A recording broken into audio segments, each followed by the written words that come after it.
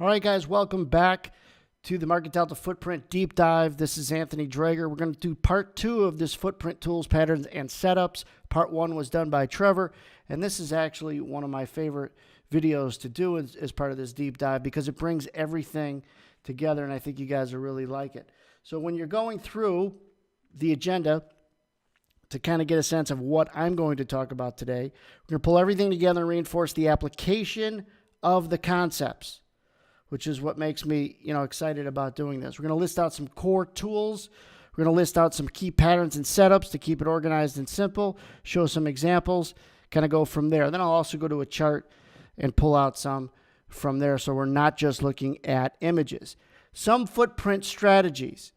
They're consisting of the tools that you learn. That's why I like this video, is because we're bringing everything together, taking the tools from the footprint and showing them over patterns and setups to create that qualifying moment. Identifying a pattern or a setup and then executing it with one of these tools. Again, identify this pattern, then qualify. Identifying is the pattern or setup, the recognition of that, and then the qualified is the tool that we discussed at some point during this deep dive program. Some of the tools,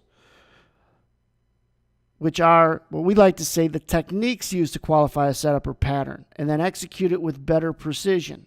Most people's weakness is pulling the trigger. In that ready, aim, fire progression, as I like to talk about it, most people don't know when to get ready, aim, and then if they do, they have trouble with the fire portion of that ready, aim, fire progression.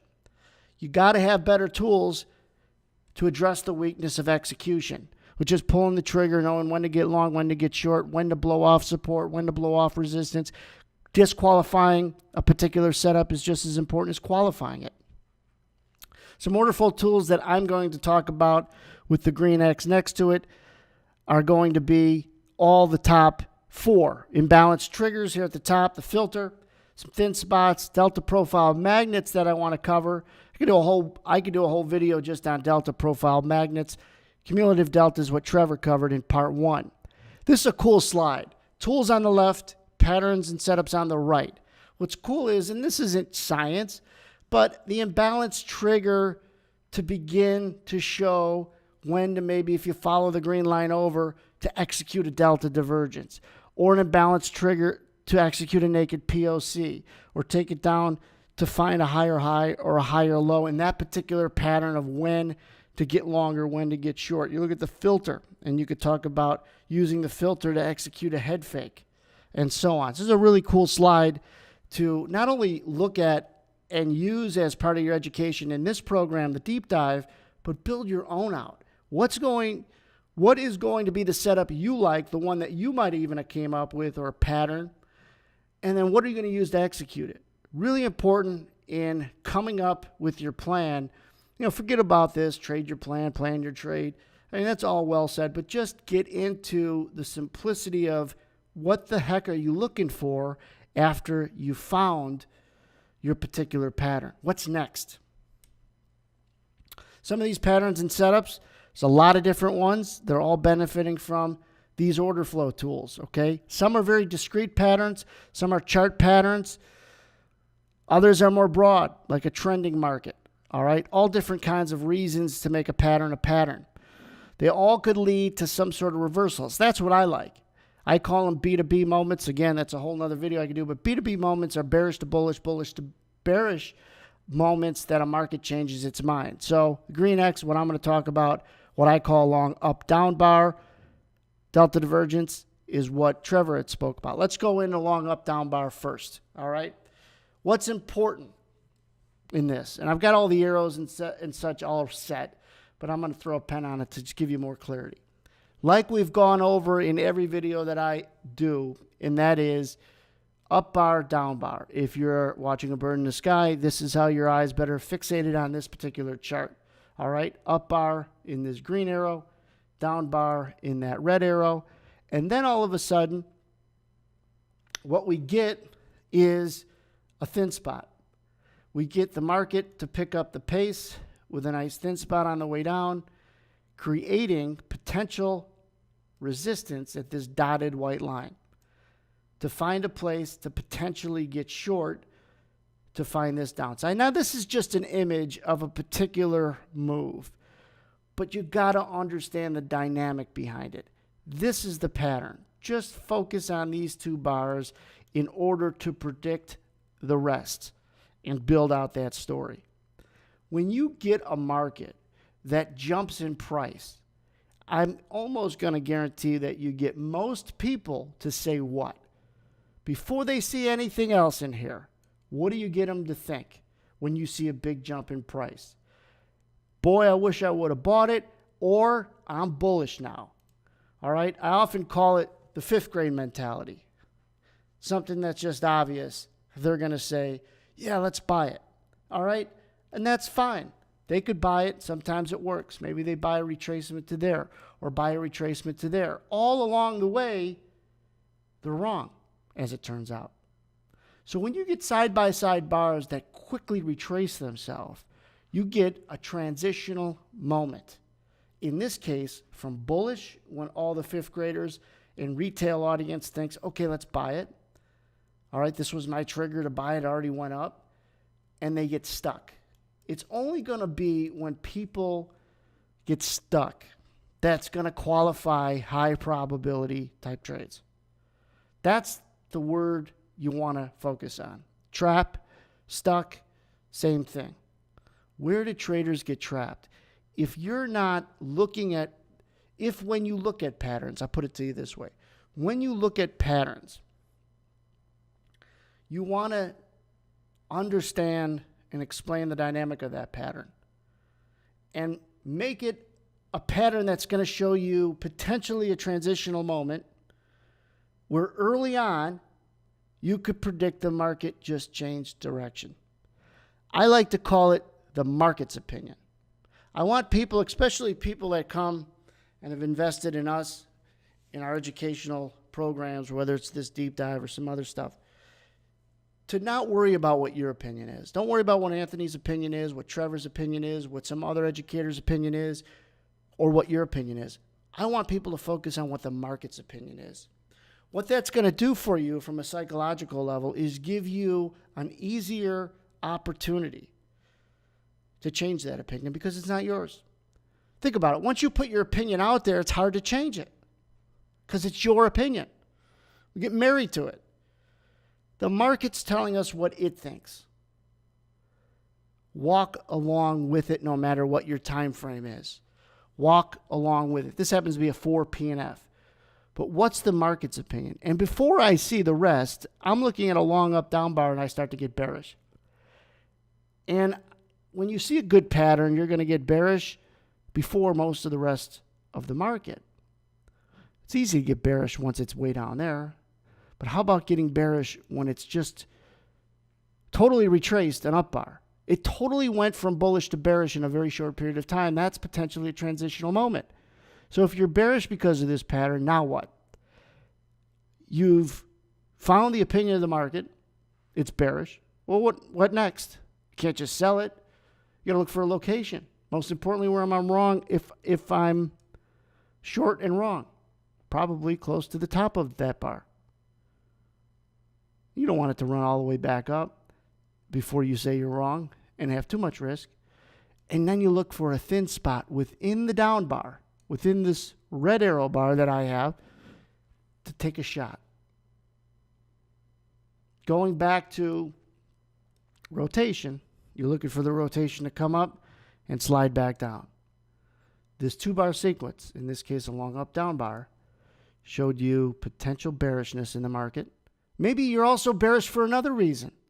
And that's what's really cool about these tools and these patterns. Say you're bearish for another reason and you're waiting for the timing to get short. You see the pattern, bullish to bearish. You could accurately assume people are stuck what? Stuck long because they were bullish in this bar and they got clipped on the way down. Now they're sellers trying to get out. And all that selling creates the definition of real resistance. And then you take all of that and you say, not only is it resistance, but it's real-time resistance. That's more important because this isn't a particular area of prices where every Joe Schmo is going to get short because they did their homework and that's where it said to get short based on stuff that happened over the last 5 days or 5 weeks. While some might be good at analyzing the past to predict the future, you guys are going to get good, if not already much better, at understanding the present. There's a big void in people's toolbox and skill set in understanding and reading the present. It's a big part of what order flow is. Pattern recognition in real time of transitional moments, being able to explain that to someone else, bullish to bearish, place to get in, and a place to assign your risk. So that's the long up down bar as explained by this image as a transitional moment. Trending patterns and setups. These are patterns which could lead to continuation of a trend. Unfinished auction, which is what Trevor covered, higher highs, lower lows, which is what the pattern looks like in an uptrend, is what I'll cover. Naked POCs is again what Trevor covered in part 1. 2 images. Real simple uptrend pattern. Here's a big problem with trading a trend. Oftentimes when you recognize a trend, it's too late. The trend isn't your friend. That's only a phrase and cliche because it rhymes. Most people recognize a trend when it's too late and it's up there. You should have already been able to buy it. But if you're expecting a trend, and usually people don't often have this in their definition of a trend, you'd like a fundamental driver of it. Whether it's an economic number that the market wants to see to be bullish and you got it, whether it's a fundamental piece of news, maybe it's a geopolitical event, something that you know could have some long-standing effect into price throughout the duration of a session or a week or a month if you're a longer time frame. When you begin to see simple higher highs and higher lows, what you get here, and look at this simple image on the left here, these 2 red arrows, higher highs. Here's a high that you distinguish and you say, this is a higher high. Where the heck could I get in because I anticipate this happening? You're going to have to have a sense of what a trend should look like if it's going to work, right? It's going to help you get out when you're wrong, but it's going to help you stay in when you're right. What's the pattern supposed to look like? Well, on a trend, just look over here at the right. A trend should look like that, right? A high made, a higher high made, and so on. A low put in, swing low, a higher low put in, and so on. All right? Well, this yellow bar chart here on the left shows that. Why did I circle this green? If you take this image and you blow it up and then look inside the bars, look inside the charts, which is the tagline of the footprint and market delta, it's going to bring you to this bigger green circle, okay? The word support. Why is that support? Understanding thin spots where the market picked up speed, where it showed a little less volume behind, was inside this green circle. Look at all these greens and how fast this market ran up. Remember, this is a blown up image of all these candles, or in this case, bars on here on the left, right here. Inside this green circle should be support, and the market runs back up. I'm not just pulling a great image that you see. I'm pulling, if you're expecting a higher high or a trend to stay intact, how do you get on sooner rather than later? Because the trend is not your friend. Most people start trading a trend when it's too late and they should have already been in it. When you're looking at an uptrend, which is this image, what you're looking for is places to buy it. You're playing the market from the long side. I could care less if this didn't work. In fact, I'd rather it not work for example's sake. Why? Because if I could show you good support to get on board of a trend, I could show you a better place to get the hell out of it if you're wrong. And that's underneath it. Again, that's an important part of good support. Or good resistance, in this case support. Where to get out of a long trade if it's good support underneath it. Not one tick. You adjust how far underneath support you're going to get out for a loser based on what your risk, or based on how much you're trying to take out of the market. If you're expecting a move several points higher, that doesn't mean you risk several points, but you're going to have to be a little bit more liberal with what you risk. So in my opinion, it's not about this is a great spot to make money and have it go up, but it's a better spot to also say where I'm wrong below. Exits before entries. Pattern recognition of what a trend might look like by higher highs and then higher lows. There's a low, and then there's the next sequence. Where could this retracement get stalled? Come down, come in. Simplicity. Understanding some of the earlier videos and tying it in to a pattern and trading this particular trend.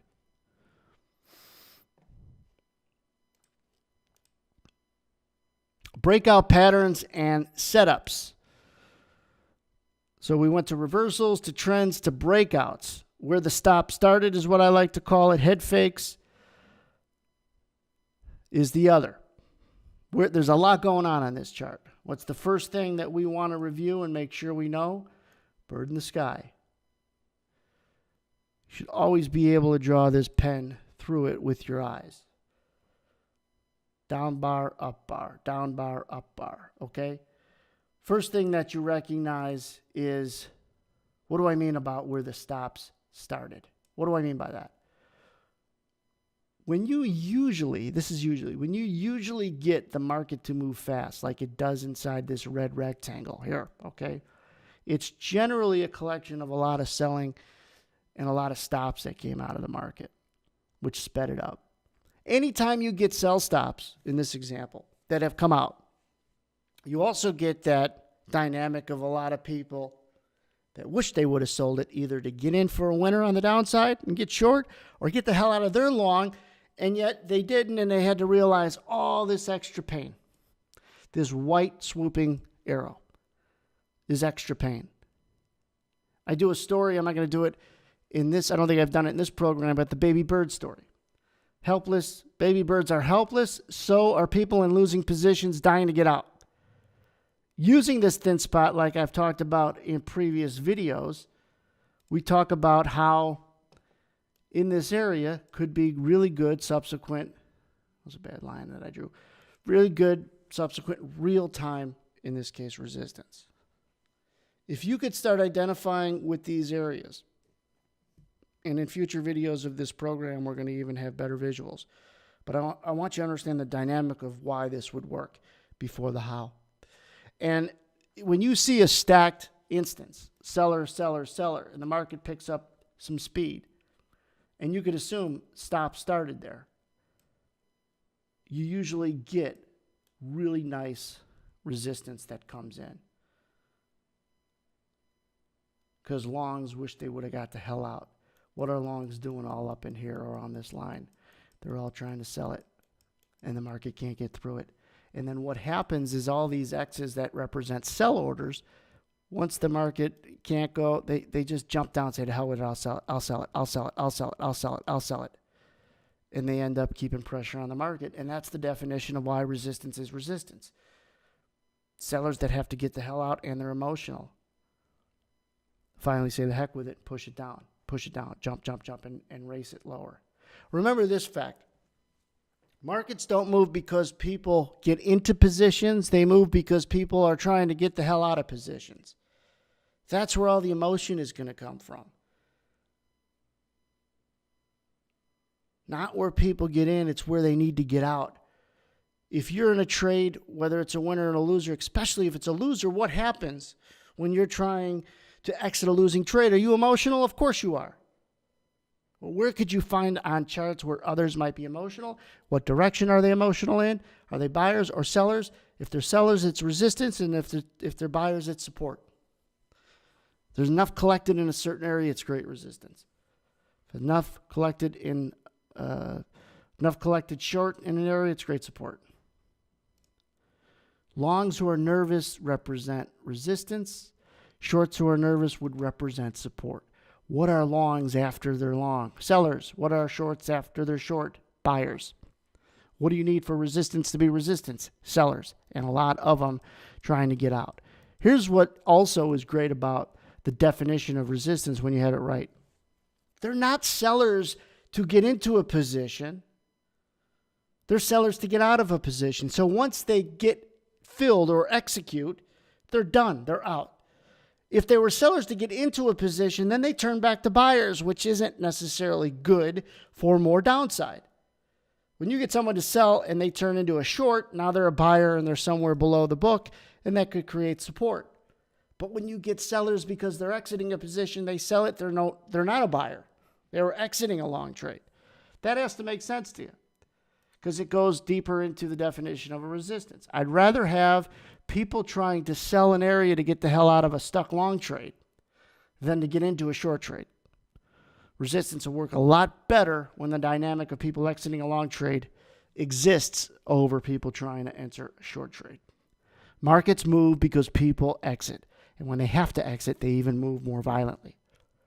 The other thing to remember with the movement of a market is when a market goes up, let me erase some of these illustrations. When a market goes up, it's not because people bought it. It's because people are trying to buy it and they can't get filled. That's why price moves up. In the price of anything, by the way. It could be the price of a house. 3 people are bidding on a house. Only one's going to get filled, but the other 2 were instrumental in the price going up, weren't they? So it's not people who buy it. It's people who want to buy it and they can't get filled. Who better than shorts that are stuck? They want to buy it because they have to buy it.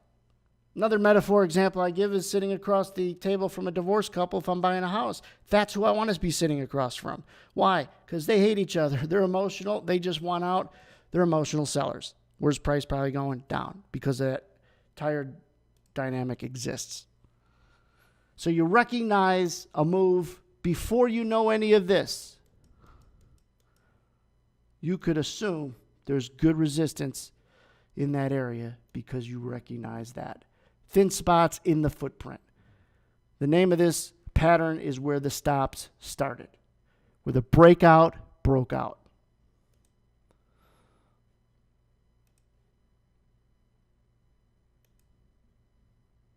Head fakes.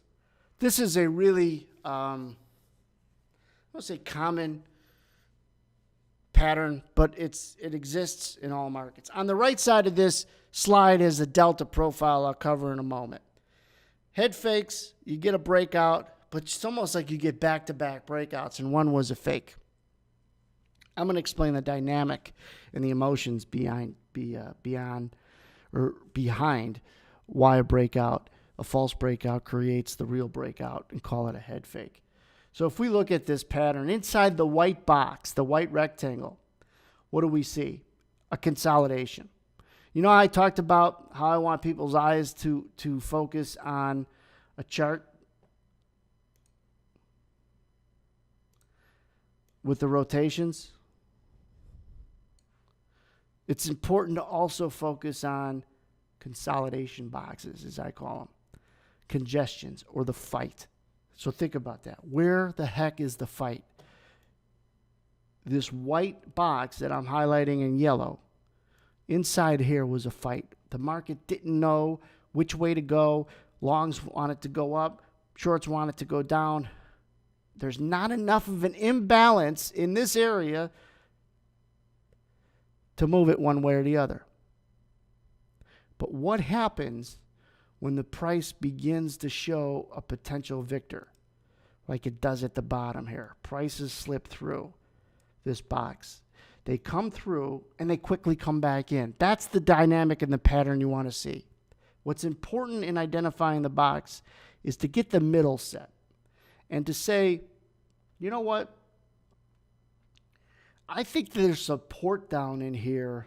I think there's support down here because these shorts, I want to come in and buy it, that have been accumulated at this price based on our delta profile. But I don't know when to qualify it. Yeah, I could buy it here, take a little heat, a little profit, and then be stuck in here.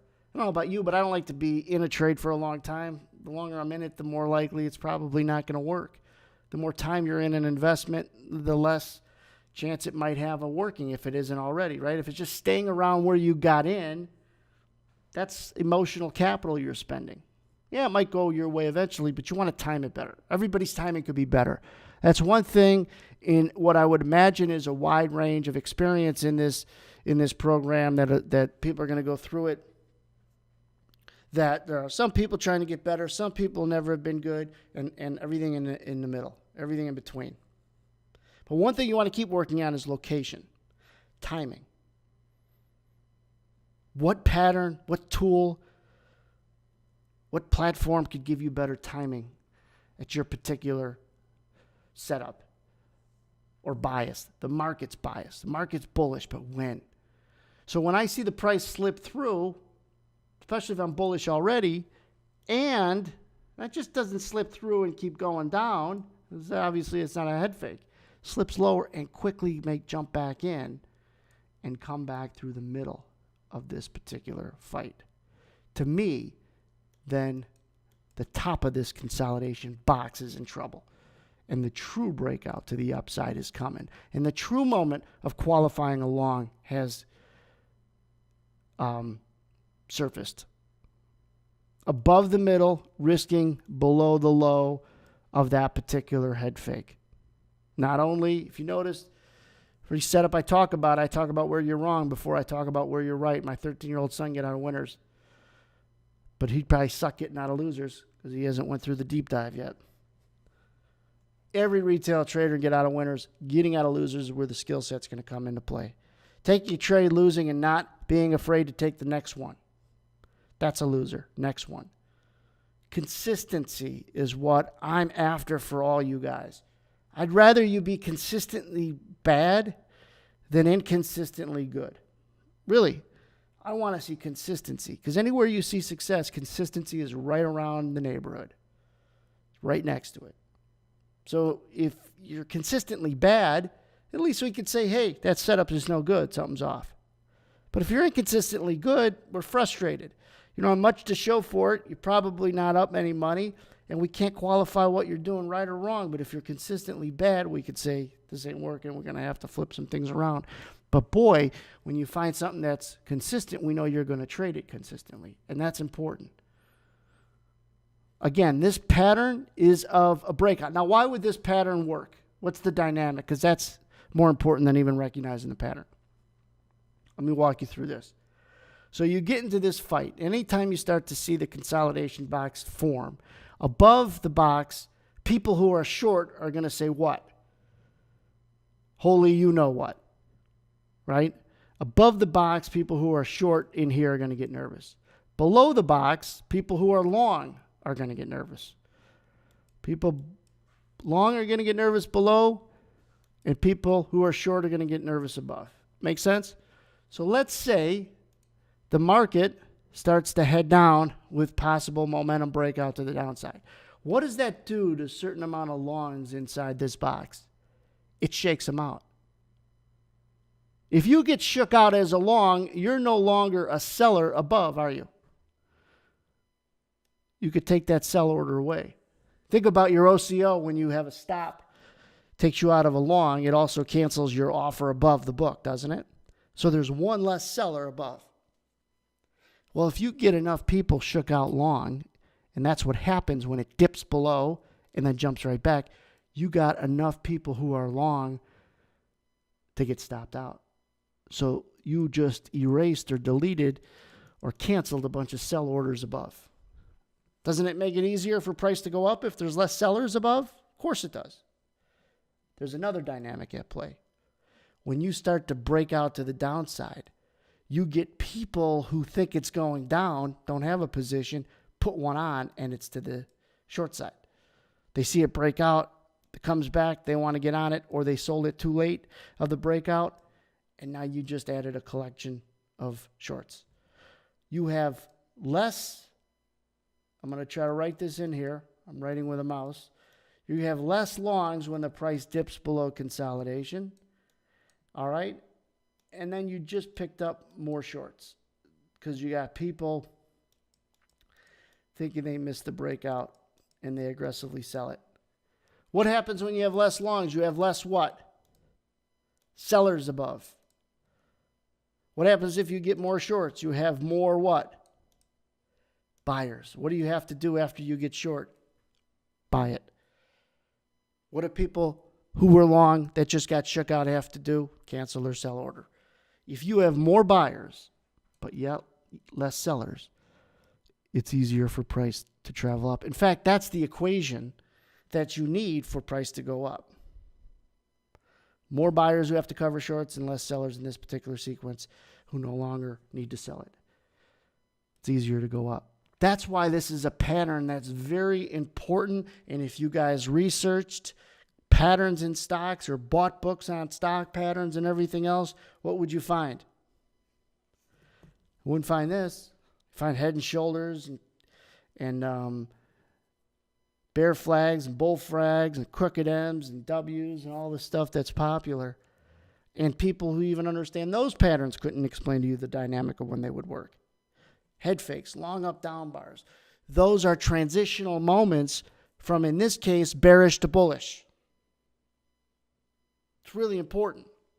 Let me get into the Delta profile a little bit, because Trevor did the Everything Delta, which included the Delta profile. This is a very, very powerful tool to use alongside the footprint.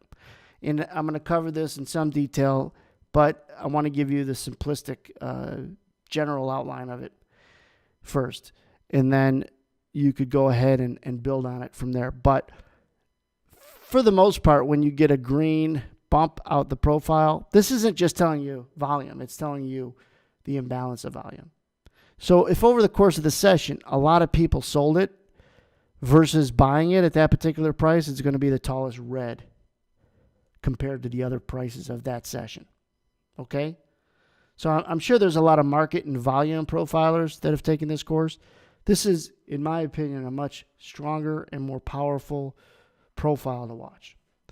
It's going to give you much better support resistance because it's going to show you where people could be possibly long or short.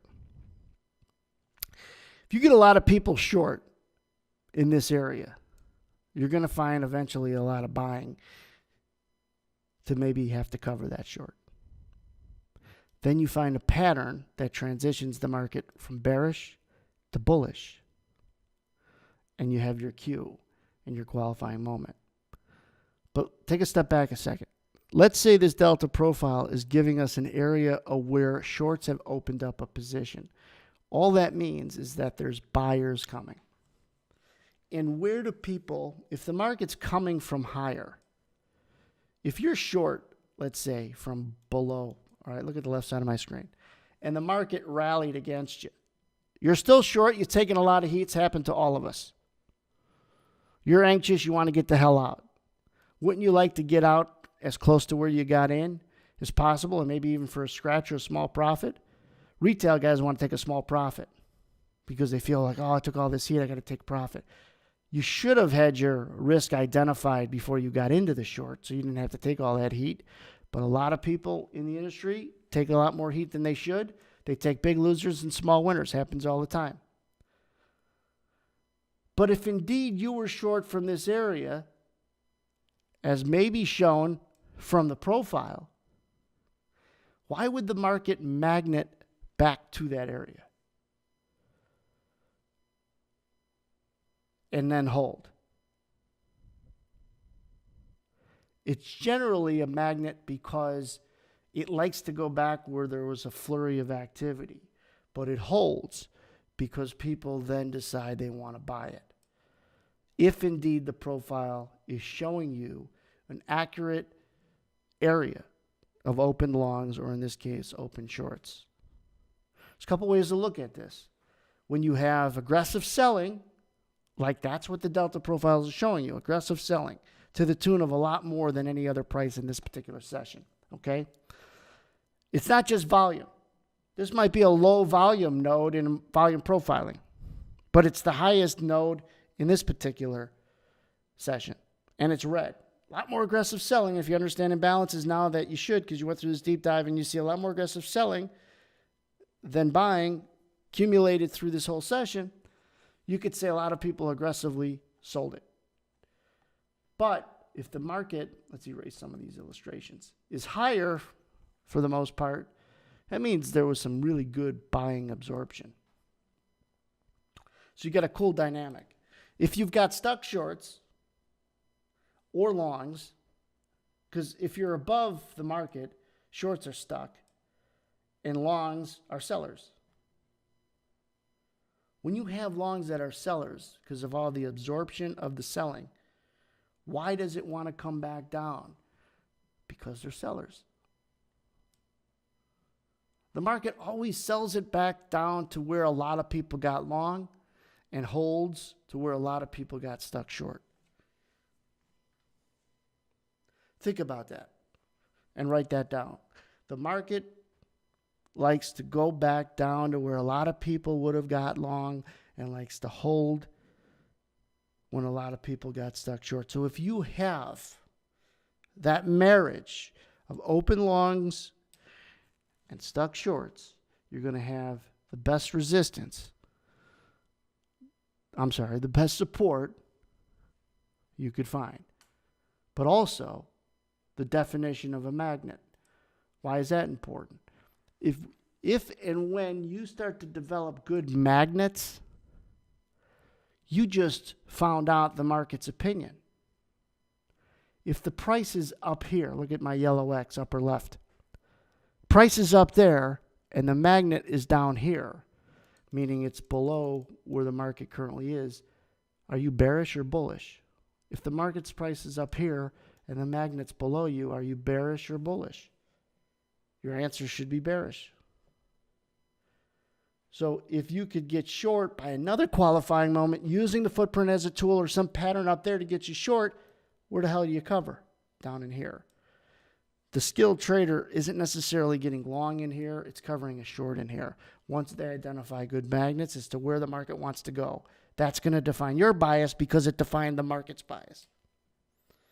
Replay this video and listen to it because it's a powerful explanation and dynamic of why markets do what they do and why knowing people's open positions is the best tool you'll ever have, ever. And insight to that starts with this delta profile.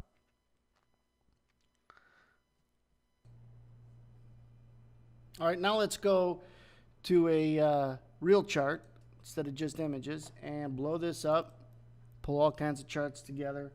This is the S&P E-minis, okay? And we're going to look first to find a delta in these patterns, which is a big one down in here, okay? This was from August the 25th, 2017, in case you want to look back. You know that this delta is down here before all of this selling. So let's rotate the market back a little bit. And this is really great for longer time frame analysis. You're afraid to buy it sometimes because there's a big magnet below. All right. So let's say you want to get short because your magnet is this big red delta profile. Let me shrink this chart up. The price is above. Delta profile could be a magnet that sticks out is below. This is delta profile from one particular session. What's cool is I also got this one from previous session. And then I accumulate the last 5, 10, or 30 sessions. So not only do you have a big one here at 42 even, you got a big one here at 42 half on the 30-day back chart. This is a lot more powerful than volume profiling. If you're bearish up in here for this reason, you could look at trying to find a thin spot to get short after the breakout, like we've been talking about. For instance, take the market and say, I believe this is the top of consolidation. And when you see at the top of consolidation, you're not as surprised as a place to not only get short, but to understand where the hell to get out if you're wrong. Here's a thin spot. You got short in here. You took little to no heat with a head start. You probably get out initially a few ticks higher or above this green delta profile. But this green one has already worked as a magnet because the market went up to there. Now there's a chance it's going to have to go back down to the red one. I'm not trying to give you a setup with 83% probability it's going to work. There's skill that has to be involved. But the point is, your opinion becomes the market's opinion based on where there might be some open stuck shorts and absorption of a lot of longs in this particular session. And this is into the close. Where do they stick out to give you a bias? It's really important. All right.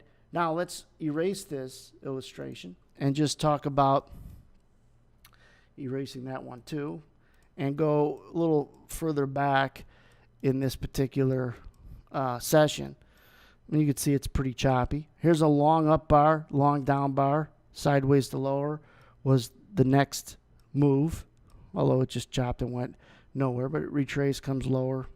This is kind of a dead session. This was on a Friday, I believe. Here's a long down bar, long up bar, sideways to higher was the subsequent move. Here's a thin spot that does not work as resistance. And when good resistance doesn't work, it becomes hell of good support. That's the other thing about good support resistance. Even when they don't work, they're very telling. I'll walk you through this. I'm going to talk more about this. I don't want to steal too much thunder from the Edge Zone series coming up. But you see this nice thin spot, shot down, came back up, didn't work, shot right up through it. Reds followed by greens. Where's the next support for the next several moves? You begin to start to paint the picture of where even a consolidation in a fight might be.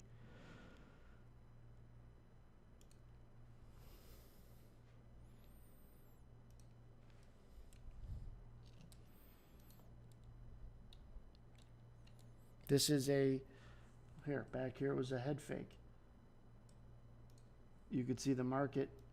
Would this not be a consolidation box right in there? Right? Would that not be? It dips down below it, shoots up through the middle. Sideways to higher was the eventual direction.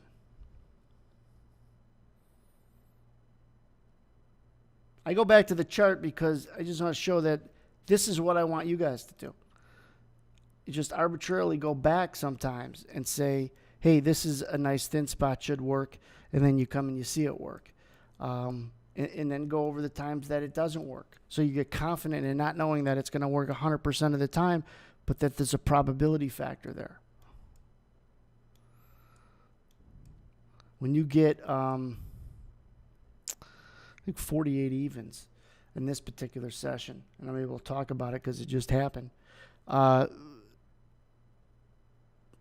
bullish above 48 even, and then we rally through it. A breakout's coming.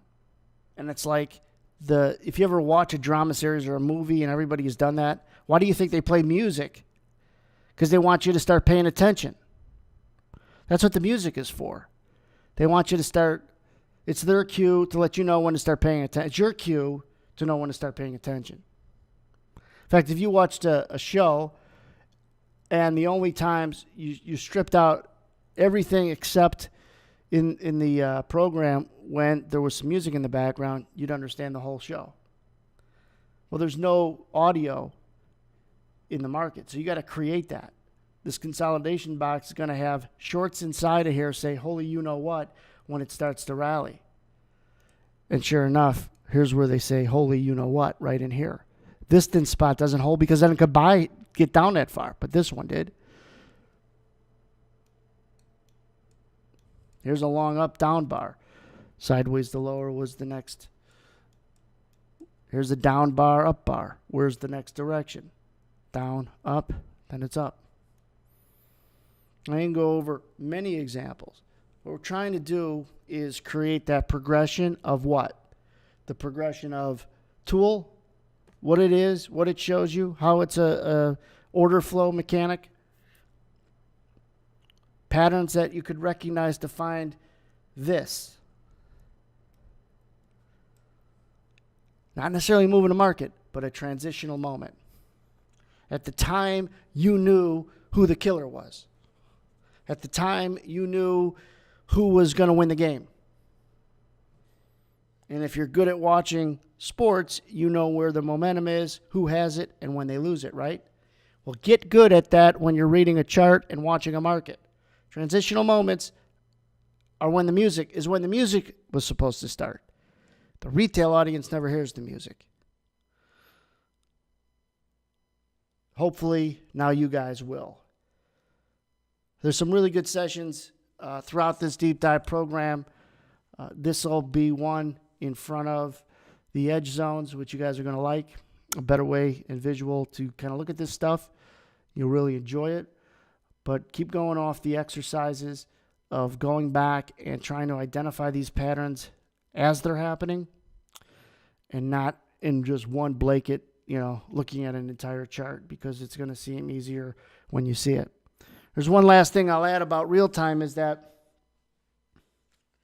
when you look at a chart and you're trying to maybe trade a particular pattern, you've done your homework and went back to look at a particular setup you're working on. One thing to add, and really this doesn't have anything to do with the footprint, but it's a really good element to add to your research, review, your preview, and everything else, is that when you're looking at a setup, you see it after when you're researching it. You already know that it worked. For whatever reason, let's say I'm going to buy it down in here because a bunch of things happened. I like it. Well, you already know that worked. And yeah, you've seen all your different criteria get met. Great. But you also want to measure how long it took. Because in real time, you don't know the result. So you want to do everything you can to keep yourself calm, not super calm, but calmer than most are when they open a position. So you understand this is part of the process. This is how long it takes. You don't want to be long and have the damn market way down here and be calm and say, oh, no, it just takes more time to work. But if you have your stops still in place, you know where your risk is, and it's not maybe working, you want it to work faster, but you know based on what your research was, what maybe the average hold time would be to a particular setup. It's a very important part of creating your plan that most people don't do. And what they do is they set themselves up for a lot of high emotion once they get themselves into the trade. Hope you guys are enjoying this series. We'll see you on the next video.